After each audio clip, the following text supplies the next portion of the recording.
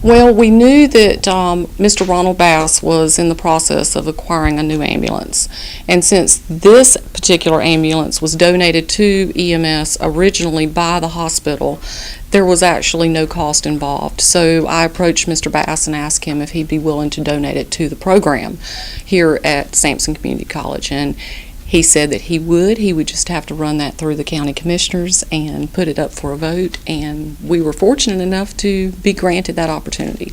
So it's a benefit to our students because long term we're trying to get them into our workforce here with our EMS department, and part of that is us being able to train them to supply them with the needs that they have at the EMS office with what Mr. Ronald has within his office, and that means that we want to supply them with students that are capable, that walk out the door and are ready to walk into real life situations. And it's hard to do that when you don't have the equipment in place to do that with. So the more realistic equipment we can get and purchase, we try to do that so that our students have as much of a hands-on opportunity in the classroom as possible.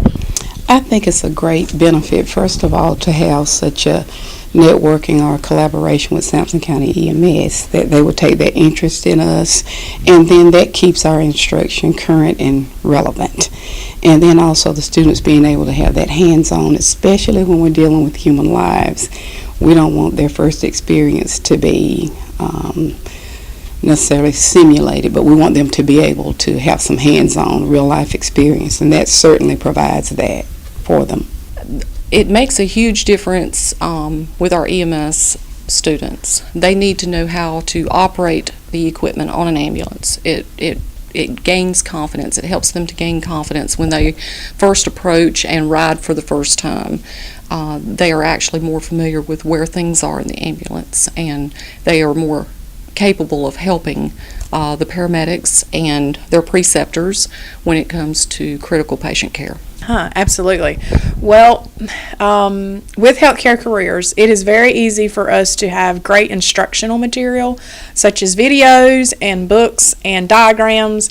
Those are the first part of our teaching model that we have, but the most crucial piece is whenever these students actually go into practicals and clinicals and can do this hands-on and really touch and feel patients and get to know how this works, how that works, how we need to reposition this or redo this. It's very hard to have that conversation with just a book in front of you. This is really one of those fields that it requires you to have the hands-on clinical portions of this. Hands-on simulations and training is vital.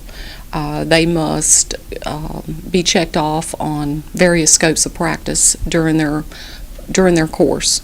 So we've got to have high-fidelity sims and high-fidelity hands-on training for all of our students.